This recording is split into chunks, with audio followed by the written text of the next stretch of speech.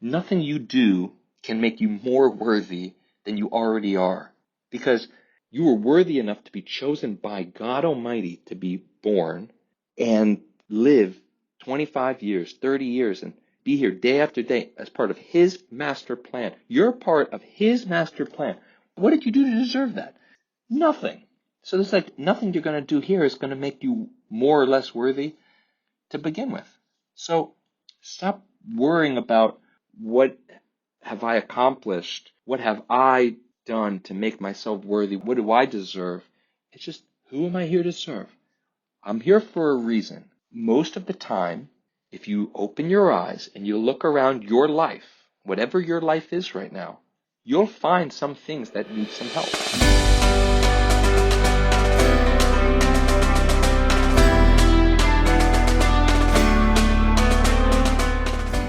Hey, I'm Esther, and you are listening to On Your Own, the podcast for Jewish girls living away from home.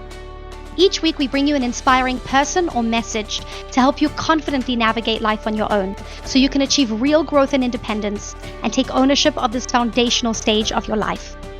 For additional resources, tips, and to stay up to date on future episodes, sign up for the On Your Own newsletter, linked below in the description. Looking forward to spending some time with you today. And now, to this week's episode.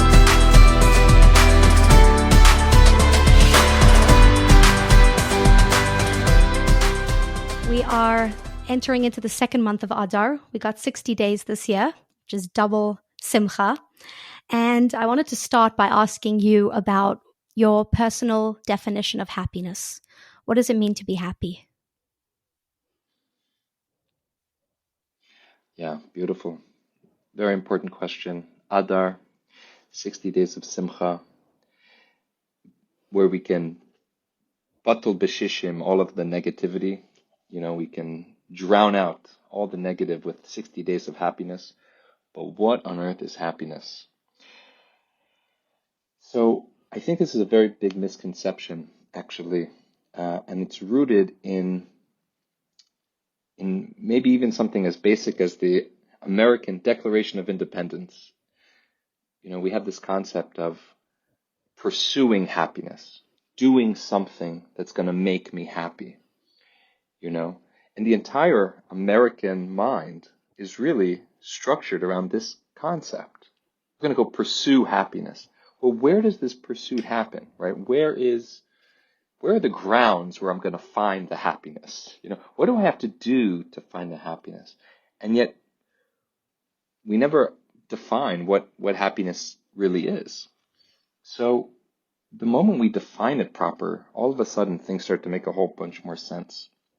And then we'll be able to figure out things like, what does happiness have to do with Adar specifically?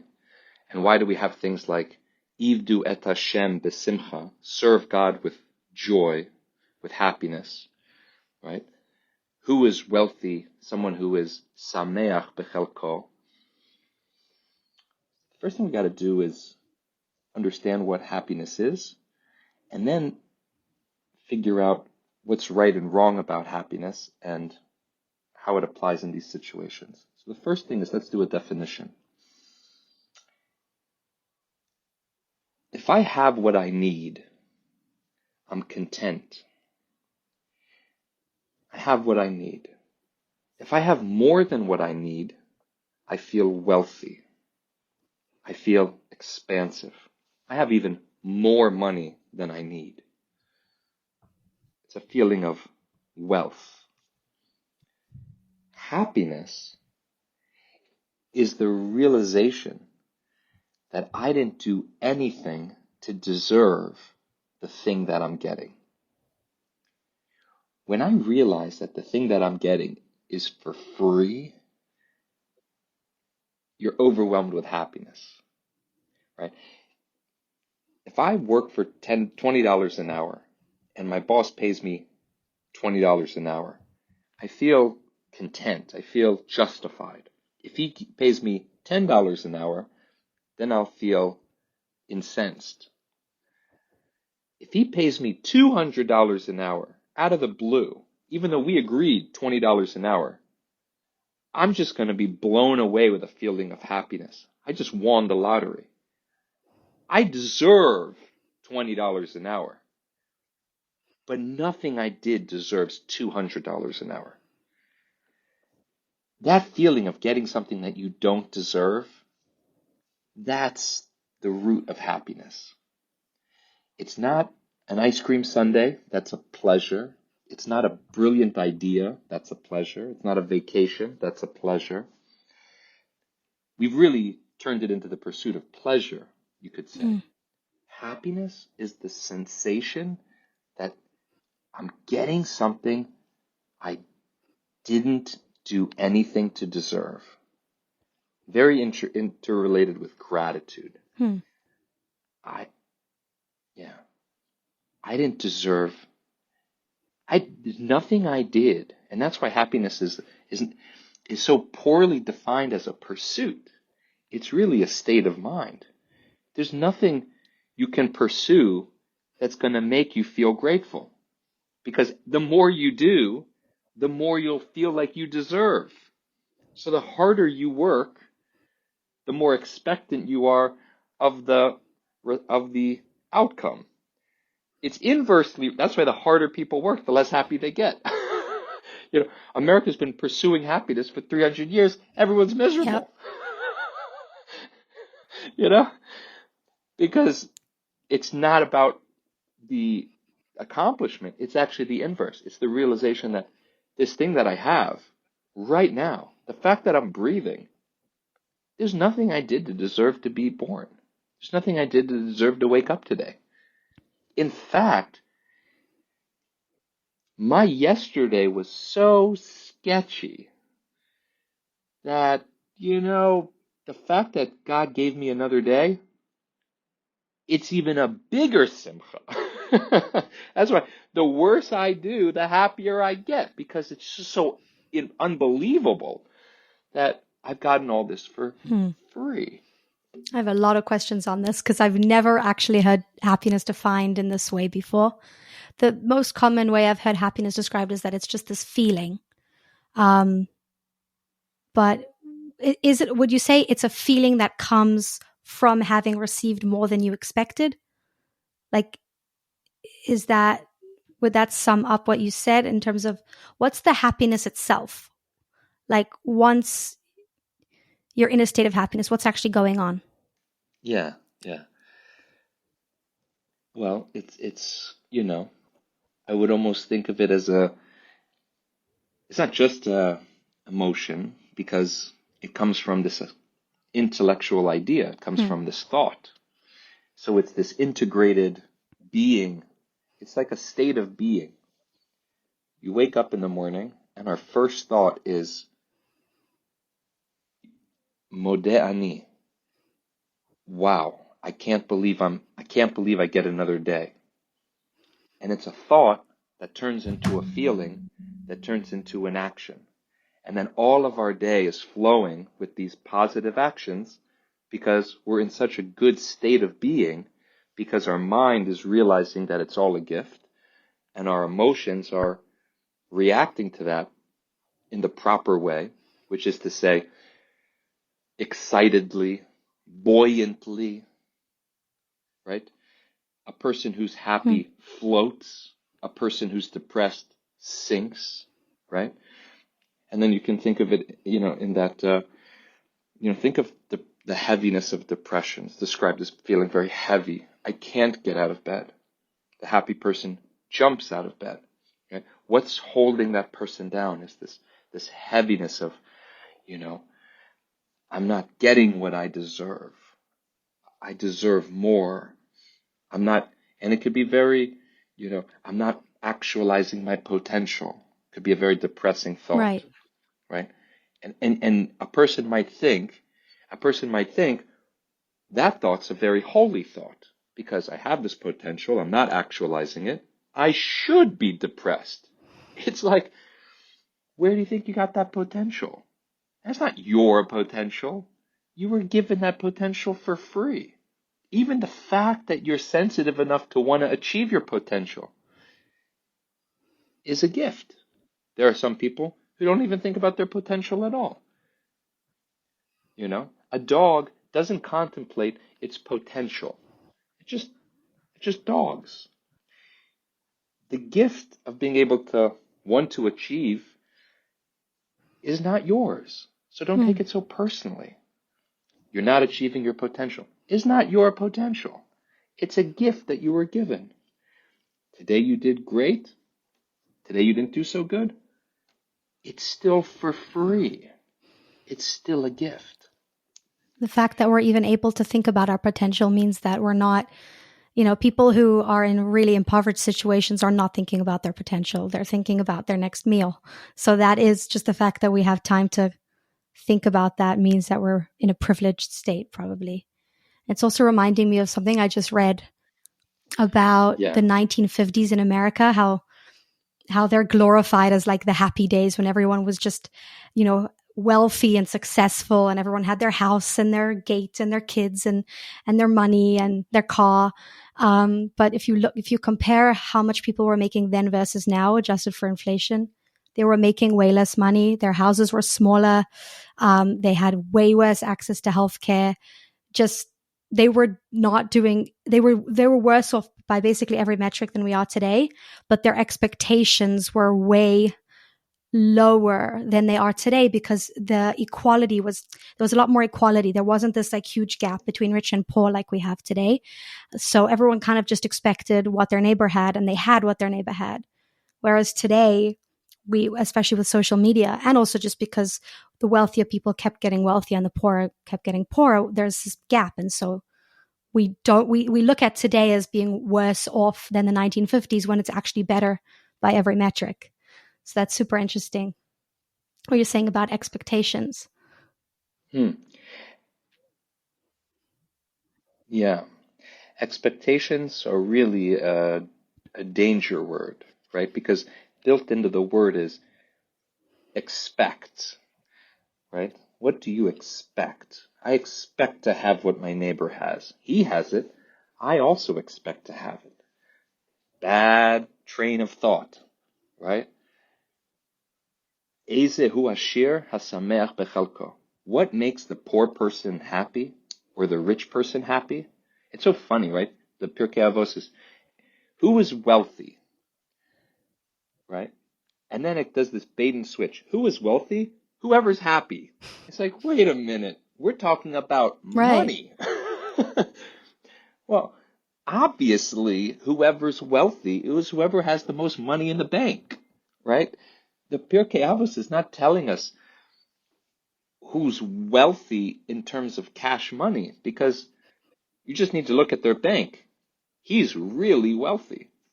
What's happening in the Pirkei Avos, that it's teaching us this moral agenda, is that no matter how much money you have in the bank, if you expect to have it, if you feel like you deserve to have it, if you feel like you deserve more, you'll never be happy, because you'll think of this money as being a byproduct of your efforts.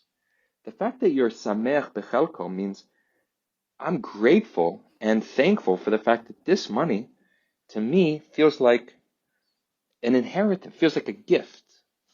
So it doesn't really matter how much or how little I have. I can be happy if I realize that to have anything at all is a gift, right? To be alive is a gift. To have a family is a gift. It's like, look around, all the different things that I might have, and here's the thing where we get confused. I might have worked hard on my relationship with my wife. I might work hard to be a father or as a father. But the fact that I got to become a father, it's like, it's a gift. Not everyone gets to become a father, right? Not everyone gets, if we hadn't been born, do you think we'd be angry about it? You think we'd be, our neshama's up there. Why haven't we been born yet? It's so depressing up here in Gan Eden, just floating around, enjoying God's presence. It's the fact that we got to be here, such a gift. And you touched on something very interesting, that to take it one step deeper. This idea of like the 1950s, where we had all our needs met and we could just be happy because we had our white picket fence and everything.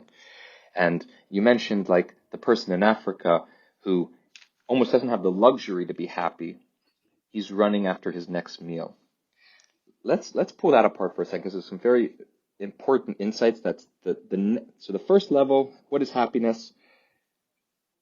The feeling and understanding that the things that I have in my life are for free, that life itself is for free. My neshama is for free. My neshima is for free. My soul and my breath. It's like, just one more analogy.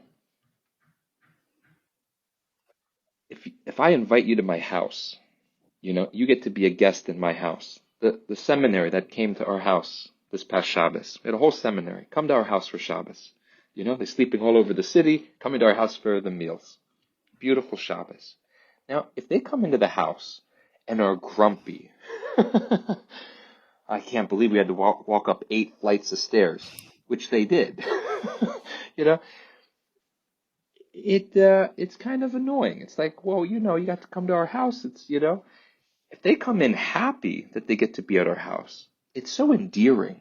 It warms our heart, the hosts, to see that getting to be in our house is a pleasure for them. This touches on the importance of simcha in our life as a Jew, because simcha is very interesting. What's the moral condition? It's not a mitzvah that says you have to be happy. There's a statement, serve God with joy. But it's not one of the 613 mitzvahs.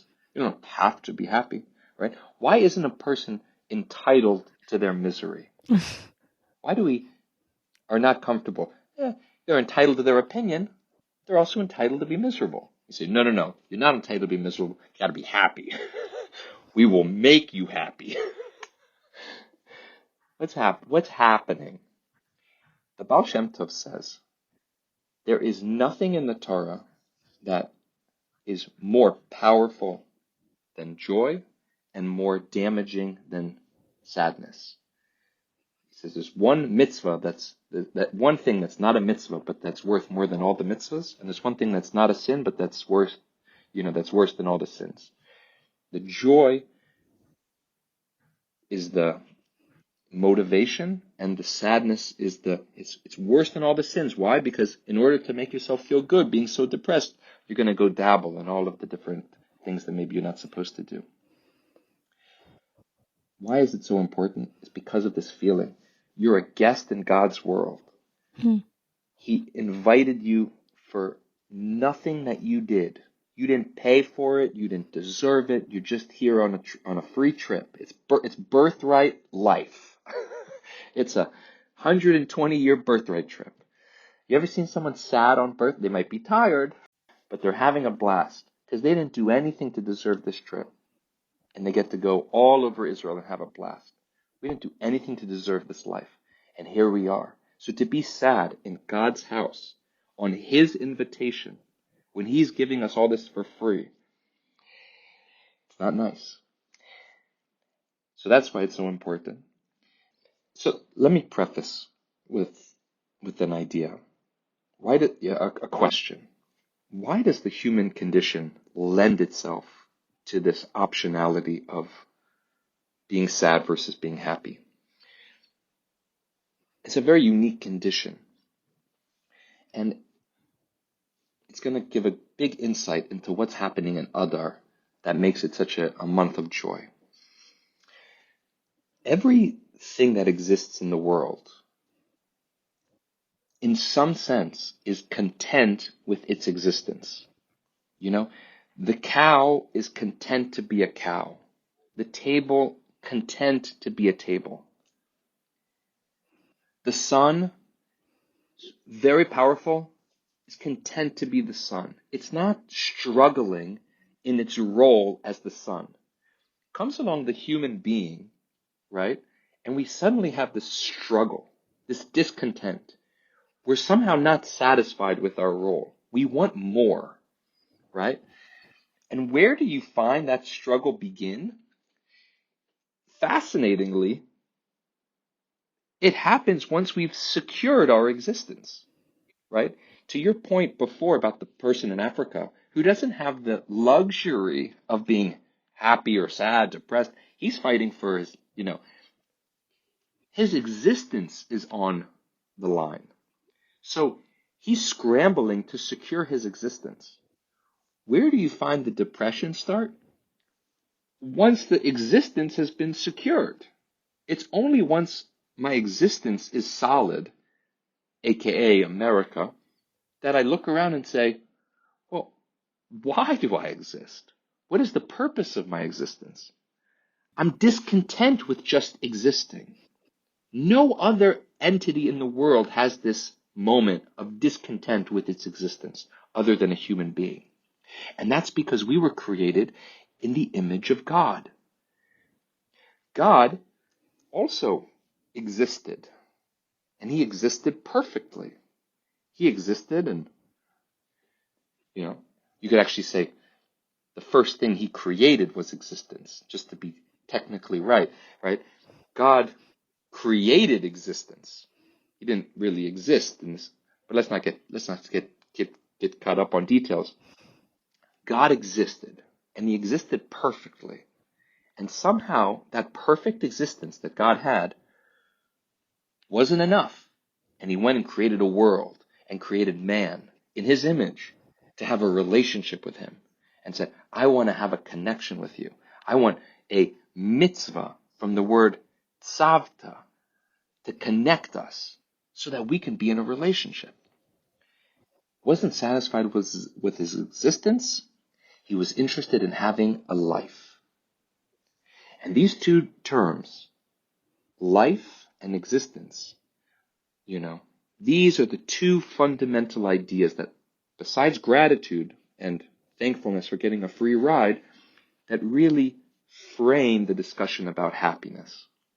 Because as long as I'm focused on my existence, I can never be happy. When I start to focus on my life, that's where the happiness is really going to come from.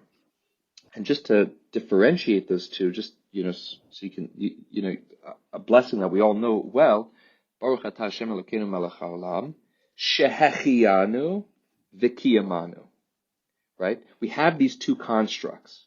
We have life and existence. And fascinatingly, Chazal put the living before the existing.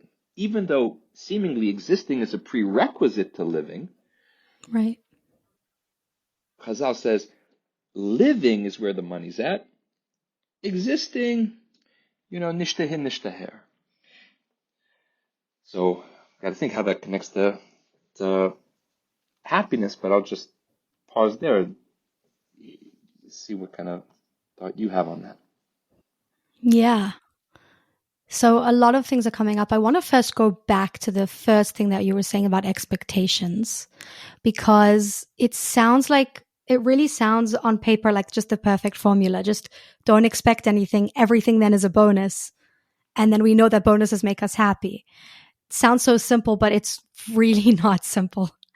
I feel like growing up, even for myself, I was taught like you deserve the world. That's kind of like what we're taught, that you deserve everything. And so to have that switch of like, no, actually I deserve nothing and everything is a bonus, especially when at the same time we're seeing other people getting more than us in different areas. Or if we did expect things to be a certain way, we had an image in our head and then that didn't work out the way we thought. How do we remind ourselves of this practically in those moments? Yeah, great question. Yeah, as Scott Fitzgerald said, there's nothing as annoying as someone else's good fortune. You're sitting here struggling, and the guy next to you. It's sad but true. The first thing I would say is, it's not as hard as you think. It's not as hard as you think. Give it a shot. You got nothing to lose, and you got everything to gain. Because when you realize that there is nothing you deserve, it's really all a gift. All the burdens that come along with meeting those expectations, fulfilling all the needs of the existence that I think is important, they all just drift away. And you're left with this core of just joyful being.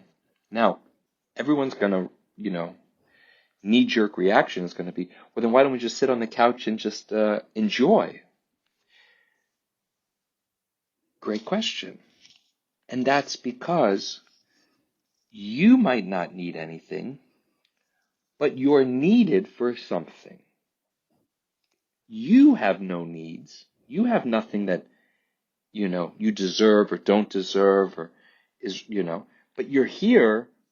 And this goes to this concept that we were discussing about existence and living. Existence, the definition of existence is that it takes up something that takes up space.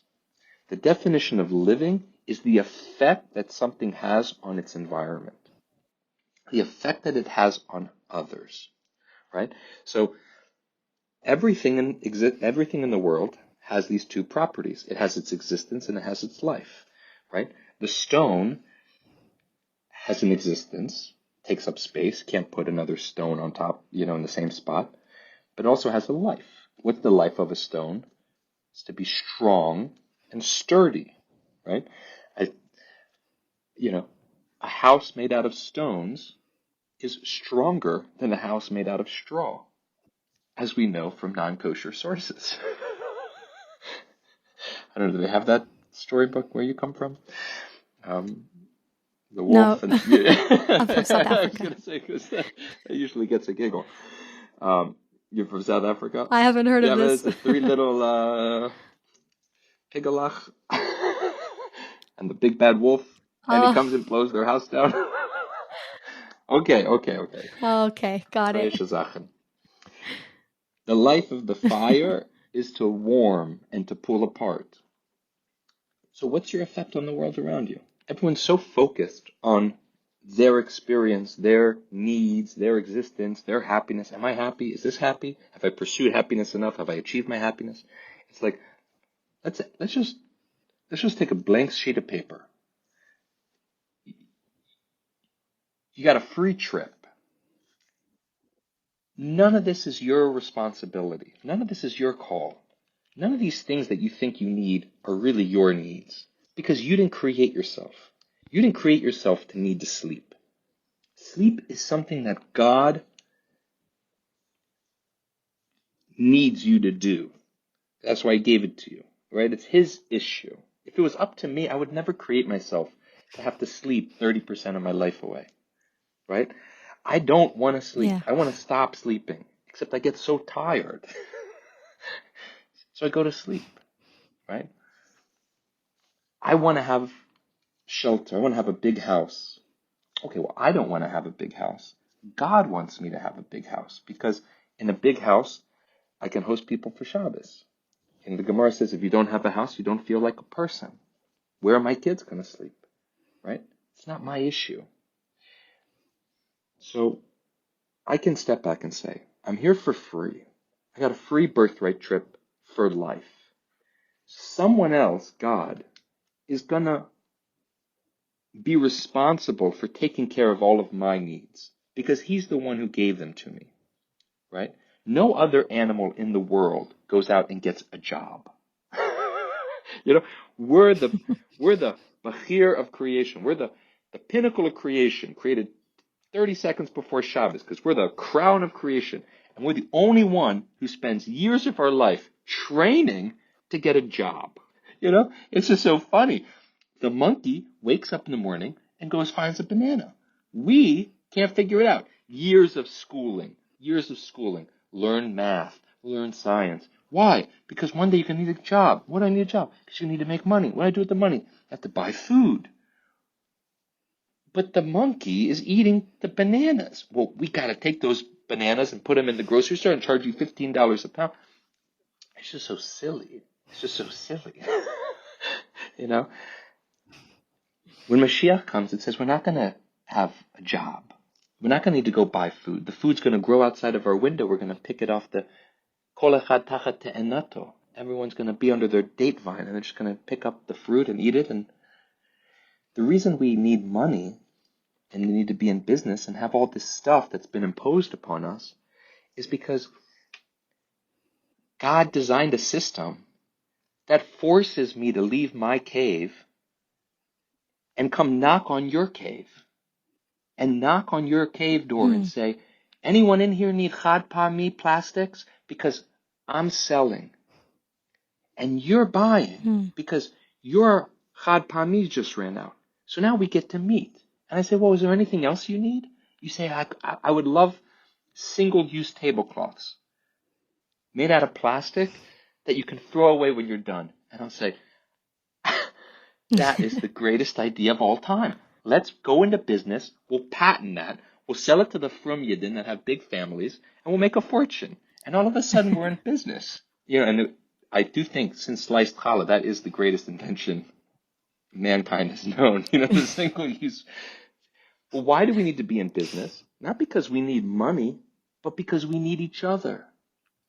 Right? God doesn't want me to stay in my cave. He wants me to come on your podcast. He wants me to come into your store. He wants us to be connected because he wants to be connected. This is all about him. And what a joy it is. If it's all about God, then why can't it also be all about us if we're in his image? We could take it the other way as well. Right. That he's doing all of this for him. And so, but then we're supposed to not do anything for ourselves and not expect anything. Yeah. That's a bit hard. That's what makes it a beautiful relationship. We spend all our time thinking about him. He spends all his time thinking about us. What keeps God up at night? Shidduchim of nice Jewish boys and nice Jewish girls. He can't go to sleep at night because maybe there's someone who hasn't found their besher yet. Right? A husband, and unfortunately, my wife and I have been involved in some marriage counseling. And one of the things that I hear a lot that's very indicative of a problem is when the husband starts talking about his relationship with his wife as some sort of sacrifice.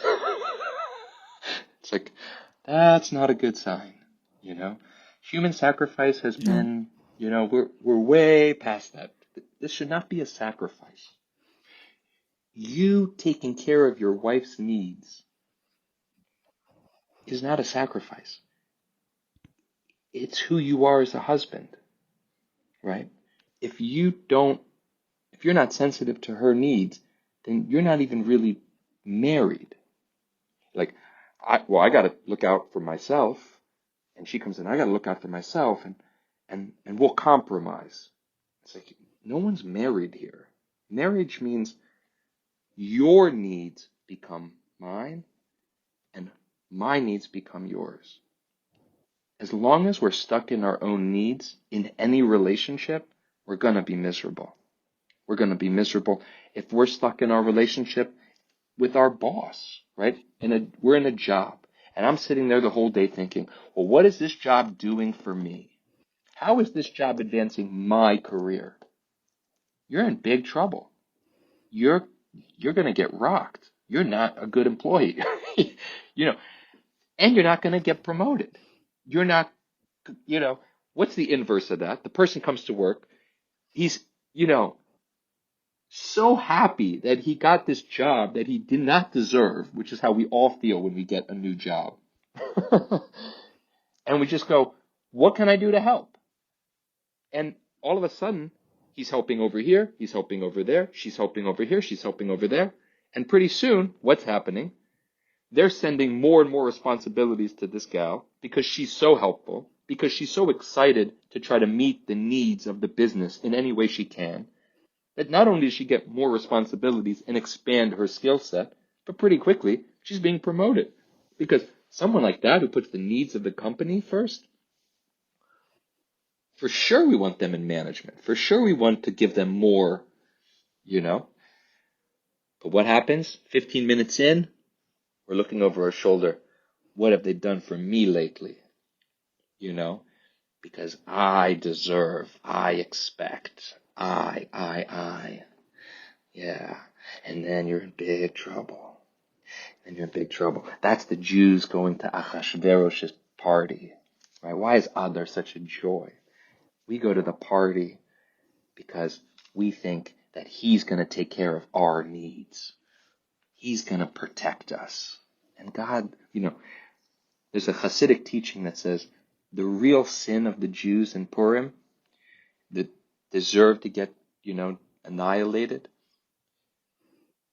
wasn't that they went to the party, wasn't even that they ate or drank from the party with all this, the situation that was there. The real problem was that they were so grateful and excited to be invited to the king's party. And God looked down and said, "You're excited to be invited to his party? What about my party? I gave you you want to go to his party." And he basically just said, "Okay, go to his party. Let him, let him run the show. Let him take care of you. Take care of you." And immediately the Jews get besieged on all sides because we're, a lamb surrounded by 70 wolves. And the second, we're into the hands of the natural order. But what's interesting, if you notice, we didn't actually do anything wrong. We just felt and thought the wrong things. So the punishment wasn't that something actually bad happened. It just felt and thought like something bad was going to happen. Isn't that cool? That the punishment met the crime. That's very interesting. Yeah, I never heard that before. Just this year I learned that, that the punishment met the crime. They just thought wrong, so they felt threatened, right? They felt excited, they felt threatened. They didn't actually eat not kosher, chas v'shalom. So they didn't actually, chas v'shalom, get annihilated. Right. And so what's the happiness? But the threat was enough of a threat was a enough, was a punishment. And so what's the happiness? Nichnas Adar marbin b'simcha.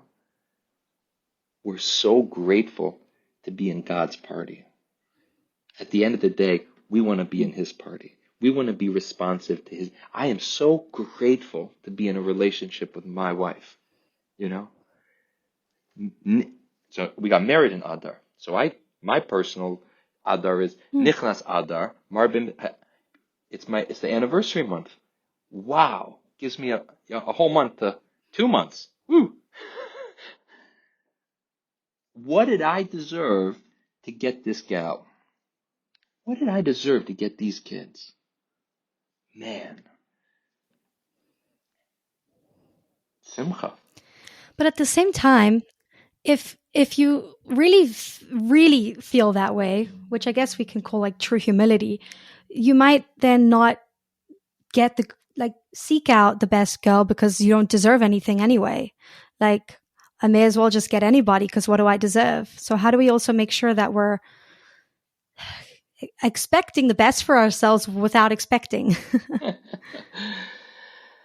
Well, can you get a different girl? Can you marry? Right? What do you mean? If I have high expectations, I'll marry girl A. And if I have low expectations, I'll marry girl A. Because she's my wife. And I can only marry my wife. So she's my soulmate, right? Her soul and mine were united before we were born and were pulled apart, just like Adam and Eve, and put into these two different bodies. And whatever expectations I have, she's still my wife. So the only thing I have to do when I'm dating is try to find, I don't know, again, this is a book reference that might not have made it across the pond to South Africa, but, are you my mother? Are you my mother? Are you my wife? You go on a date, third date, are you my wife? Okay, enough talk. Are you my wife? I have all these are you my wife? And if she said, I don't think so, then you got to call it off because she's probably someone else's wife. Red flag. Red flag. She's someone else's wife, and it's not nice to date other people's wives, right? That's a big klal of dating. Don't date other people's wives. So the moment you realize she's not your wife, expectation, you got to say no. She could be the greatest girl ever, but there's something about it that doesn't work. She doesn't feel like she's mine. So you're going to get what you're going to get what you deserve because Hashem's going to give it to you. And the less you expect before you get it, the happier you're going to be once you get it. That's what I'm hearing. You're going to get what you get, and you don't get upset. You're not exactly what you deserve. That's what you heard. Yeah, they give that in the birth certificate, in the hospital here in Israel. That expression. You're not going to get what you deserve. You're going to get what's meant for you. Because remember, from the very beginning, there's nothing you did to deserve life. You did not choose to be. You did not prove to someone. And this is the big mental, and I hear where the tension's coming from, because our entire life we've been trying to prove ourselves in this system to our teachers, to our parents, that we're worthy of their love and their adoration and their acceptance. I have to prove myself to get into the seminary, right? How sick is that, right? I gotta have I have to write a resume for my shidduch. I have to prove that I'm worthy of being married. It's like you weren't even worthy of this. You didn't even do anything to deserve to be born. You think you need to be worthy of being married? You're meant to be married, so you'll get married. You're meant to go to seminary, so you're going to go to seminary. It's not what you deserve, right? It's who am I here to serve? Look at that. It's not what I deserve, it's who am I here to serve. I'm here on a free trip. Does anybody need my help? Does anyone need my advice? For the most part, the answer is no. So I try to help where I can. Do you need help with the dishes? I can do the dishes.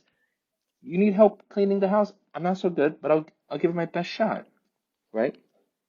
Do people need help buying and selling property in America? Guess who knows how to buy and sell property in America? This guy. Well, now we're in business. You need help. I know something. Let's trade. Let's talk. That's why I was given this knowledge. That's why I was given this sensitivity, right? It's so liberating. It's so liberating. Nothing you do can make you more worthy than you already are, because you were worthy enough to be chosen by God Almighty to be born and live 25 years, 30 years, and be here day after day as part of His master plan. You're part of His master plan. What did you do to deserve that? Nothing. So there's nothing you're going to do here is going to make you more or less worthy to begin with. So stop worrying about what have I accomplished, what have I done to make myself worthy, what do I deserve. It's just, who am I here to serve? I'm here for a reason. Most of the time, if you open your eyes and you look around your life, whatever your life is right now, you'll find some things that need some help, right? I wake up in the morning, look around and say, is anyone making any money in this family? Nope. All right, I'll go try. Why does taking care of ourselves and our own needs and focusing on that make us miserable, but helping other people make us happy? Why is that? That is the secret sauce. That is the secret sauce right there. Why is that?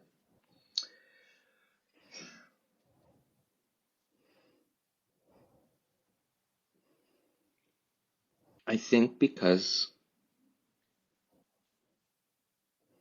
all of that working on my self-focus is, how do I maintain or increase or improve my existence? And existence is just depressing. The fact that I take up space is so depressing. It's so uninspiring. I take up space. What did you do all day? I took up space. I'm a bump on a log. It's just so depressing. It's so heavy. It's so existence. Conversely, life is so alive, right? Life comes in one flavor, delicious. To be alive. And remember, what's our definition? The effect that I have on the world around me, right? The stone has an effect on the world around it. It has a life. The Jew, the person, the husband, the wife, the child, what's the effect that I have on the world around me?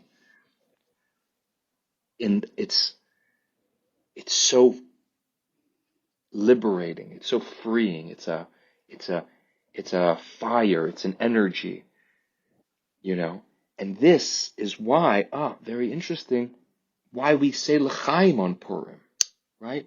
What is a perfect example, right? How many, I know this example personally, being a college boy from Ohio.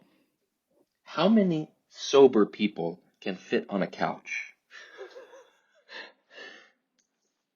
3, 4. How many drunk people can fit on a couch? I'm not You're sure. not sure. This is not a big thing in the seminaries. But in the fraternities, it's a lot, right?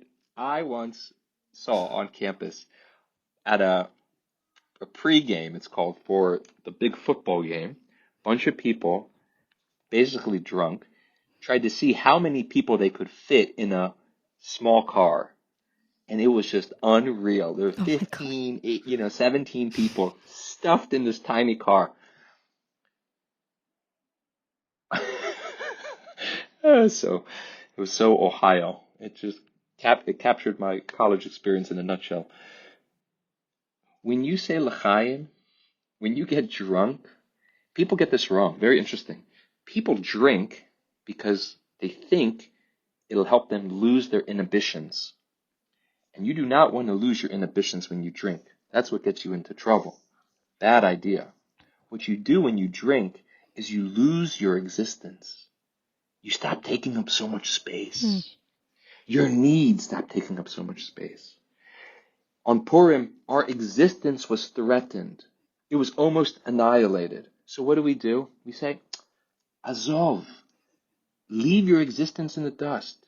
Say l'chaim, ad lo yada. You don't know what I deserve, what I need. All that existence gets wiped away, and all you do the whole day is focus on life. You focus on Chaim. That's why you say l'chaim. In America, and this is perfectly aligned with our topic today, in America, the highest idol, the highest ideal is this pursuit of happiness. So what do we say when we drink? Cheers, right? Be happy. If you're not happy, you get out. We have no space for someone who's not happy in America, because it's all about happy. I don't know about South Africa, but in South America, what do they say? What does the normal world say when they drink? In France, to your health. Because they're saying, okay, well, maybe I'm not happy, but at least I'm healthy. At least we have our health. Abi gesund. The Jew comes along and says, happy? Healthy? Sometimes yes, B'ezrat Hashem, sometimes no. But the fact that I'm here for another day means that I have something to give. I'm needed. I have a life. I have an effect on the world around me. One more day, l'chaim. I might not have a very good existence. I might be broke, right? Tevye from Fiddler on the Roof is broke, but we all love him, the character, Would it mess up God's plan if I was a wealthy man, Why do we love him? Because he might be broke, but he's full of life. Because he loves living. He happens to love complaining. That's what makes him happy. And that's very Jewish. Jews love to complain. But we love to complain because we love life. We're obsessed with life. Every other country in the world focused on their existence, being a big country, the Romans, we're very small. We don't have much of an existence. I was saying this to the seminary girls, there's this expression in American history, give me liberty or give me death. It's like, well, that is not a Jewish concept. Liberty. Right. We have, when was the last time we had liberty? We've never had liberty. Imagine if that was our slogan. That was the motto. We wouldn't be We here. wouldn't be here. We'd be long gone. Liberty, who cares? L'chaim. We've got life. We've got something much more valuable and precious than liberty. There are times when I don't feel at liberty to speak. I'm not at liberty to do what I want. But every moment I'm here, I have a chance to make a difference in the world around me. I have a chance to make a difference to my kind. I have a chance to make a difference to my wife. I have a chance to make a difference to my God. I can give him something that he wants. Ratzon Hashem, something he wants. He wants me to put tefillin. Okay, so it messes up my existence. I can't go to work, right away in the morning. I got to go to shul. But, it's God. He gives me everything. Give him 15 minutes in the morning, put on tefillin. My children wake me up at night, ruin my existence. Can't sleep. No time to eat. Don't even mention the wife. The vow under the chuppah should be, you are the one I am choosing to ruin my existence.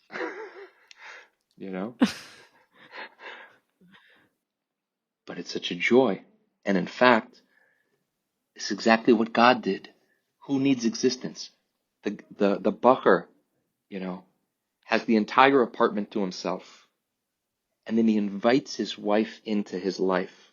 And now he's got to share that space with her. What happened to his existence? He had to contract his existence to fit in the apartment together with this other person, his wife. God took up all the space. And then, what did he do?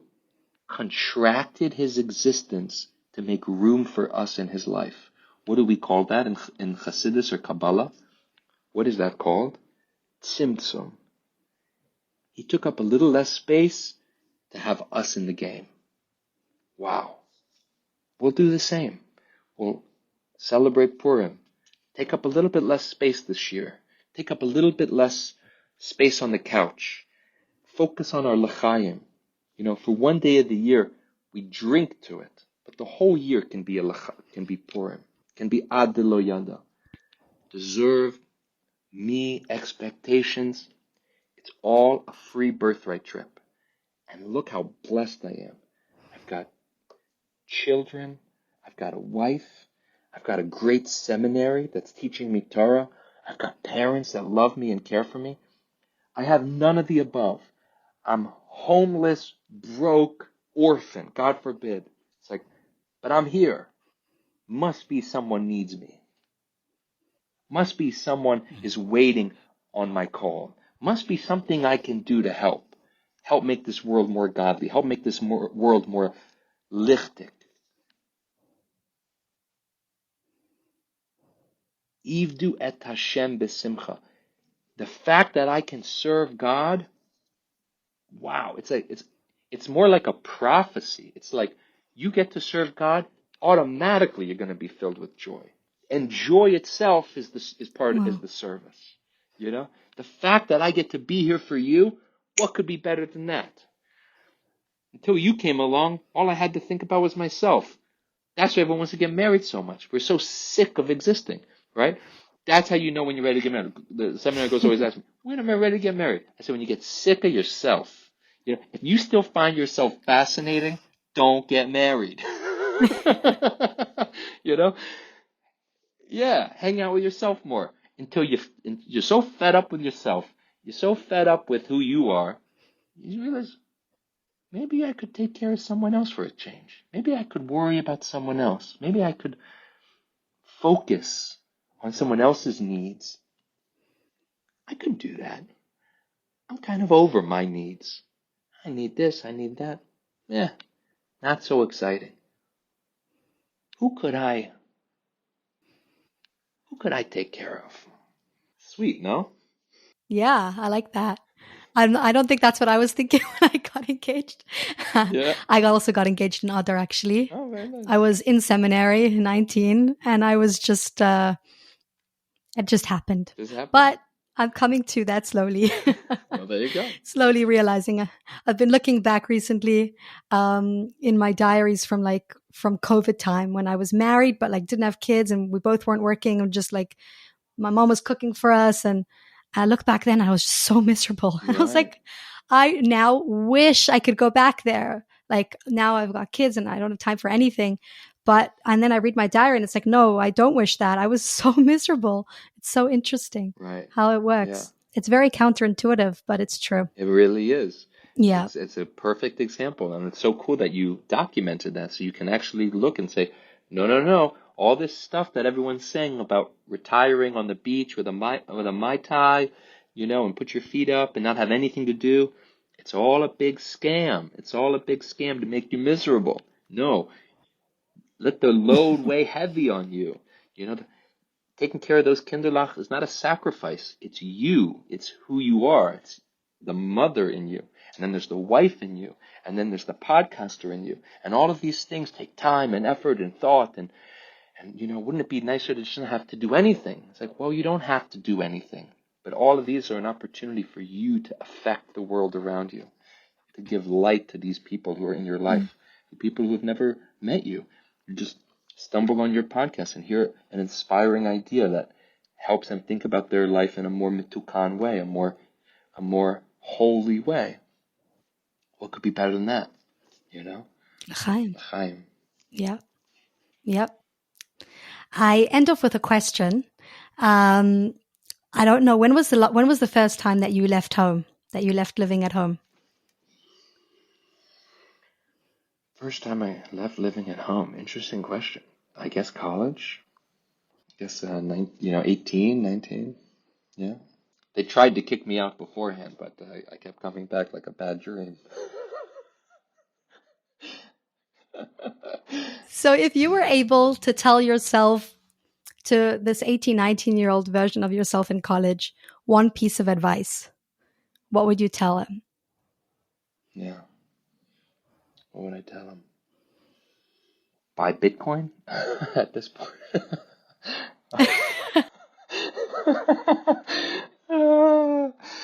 What would I tell him? I really think that the most transformational piece of advice in my life, real time, real talk, that I would wish that 18-year-old knew was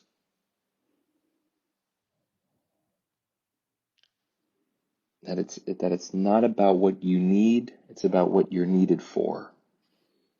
And the entire educational system that I grew up in, and in the entire college experience, is all designed to implant this idea in your head that you need to get this degree, you need to take this class, you need to get this job. And I was blessed by having this, crazy moment, and maybe we'll talk about that another time, where I was just in very brief, Have to do a part 2. Yeah, part 2, where I was dating a Catholic girl, and I went to a Catholic church on Shabbos morning for a wedding, not my wedding, thank God, but I go to this church, and I had a panic attack, and I like fainted in the middle of the service, Oh, wow. Yeah, it was pretty hectic, and I joke that the Jews are always messing up the ceremonies, But I had this come to Moses moment where it was just like, what am I doing with my life? And I didn't know at the time how to articulate it, but it was something along the lines of, you need to be a Jew. You are a Jew, You're here for a reason. You can't just live life like, just like you need things. You're needed. there's a call. You're a child of Abraham, Isaac, and Jacob. Like, you have this special role in this world, you know? What are we chosen for? We're chosen to spread the knowledge and wisdom of God to the world. Not that, and again, it's not that we deserved it. We didn't do anything, you know? But the fact that we're needed, the fact that there's a mission, there's a plan, you know? I can't tell you how much anxiety there was in college, how much anxiety there was to get the good job. And it really all comes from God, you know? So, you know, I always thought that going to yeshiva was going to mess up but then, you know, this opportunity opened and this opportunity opened, and because those opportunities are always going to happen because it's God's job to make sure I have what to eat, right? He's the one who needs to feed my family. I just got to do the best I can with what I got. But once I got rid of that burden, that heaviness, and it's not about what I need, it's about what I'm needed for. It's not what I deserve, it's about who am I here to serve. You know, it's not about my existence, it's about my life. What am I living for? You know, then all the doors started opening. I got to go to yeshiva, and I got to get married and get kids and have a job, and I get to wake up every day, say Modeh, and try to take a minute to just be grateful during my davening, to just be so grateful. What are we doing when we're davening? Needs. It's like, yo, those are his needs. He's got to make it rain. That's his problem. I need to go in there and be thankful. Thank you for giving me this soul. Elokai neshama shenatata bi taharahi. It's so pure. I might have messed it up yesterday, but today I'm going to do a little better. Today I'm going to give it, you know? And I think this is the future of what I like to call the expanded Baal Tshuva movement. You know? It's not about being from birth or Baal Tshuva. We're all in the same boat. And the mentality is, a tzaddik is someone who feels like, I made it. And the Baal Tshuva feels, I'm just getting started. So, l'chaim, may we all, you know, just get started. Just getting started. Grateful. Take up a little less space and come Fabrang in Rehovot sometime. Chaim, thank you so much. Thank you for listening to this week's episode of On Your Own. If you like this episode or think it will be useful to someone else, please leave us a review wherever you listen to podcasts. I would love to connect with you. If you've got any questions, feedback, or ideas for future episodes, you can email me at onyourownpodcast@gmail.com. See you next week, and in the meantime, happy adulting.